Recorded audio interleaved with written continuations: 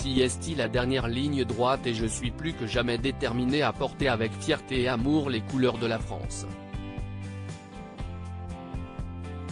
A déclaré Lazara sur Twitter. Le 13 mai prochain, la chanteuse défendra les couleurs tricolores lors de la 67e édition de l'Eurovision à Liverpool. Pour tenter de remporter ce concours, l'artiste a pu compter sur la plume de Barbara Pravi. Celle qui a fini à la seconde place de l'Eurovision en 2021 lui a écrit évidemment, un morceau mêlant mélancolie et résilience. Avec ce titre, les bookmakers voient Lazara finir en haut du classement. Qui est cette chanteuse au vibrato semblable à celui de Barbara? Le mystère reste complet autour de cet artiste à la chevelure blonde et au regard de pin-up des années 1950. Derrière Lazara se cache Fatima Zahra Hafedi. Pour son pseudonyme, elle a décidé d'utiliser son deuxième prénom et d'y ajouter la comme pour la Kala sous la môme, Piaf, ont indiqué nos confrères de France Info. L'artiste aux origines maghrébines a grandi du côté de la ville de Longueuil, située sur la rive sud de Montréal, au Canada. De son enfance, elle ne raconte pas grand-chose. Lazara a un frère et 5 sœurs, 3 chats sphinx, sans poils, un perroquet et a été coiffeuse avant de réaliser son rêve dans la chanson. Une vie privée qui est son véritable jardin secret. Je préfère me présenter d'abord avec ma musique.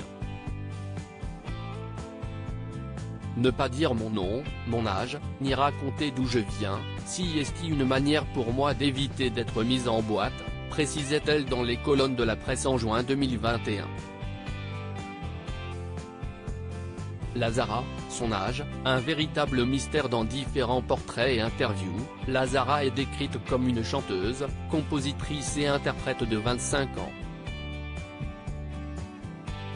Elle serait née en août 1997 à Montréal, ont indiqué nos confrères de France Info.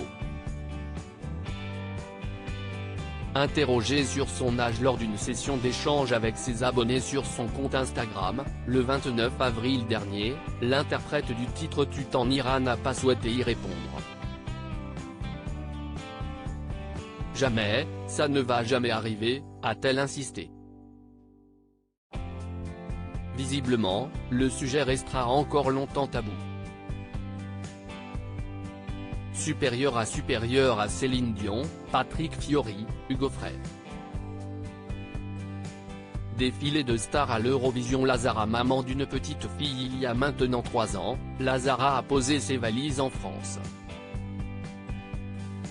Si son arrivée a été des plus chaotiques, la chanteuse québécoise vit aujourd'hui à Paris avec des bons voisins mais aussi avec sa fille, comme elle l'a confié à l'animateur de Oui Oui Blogs.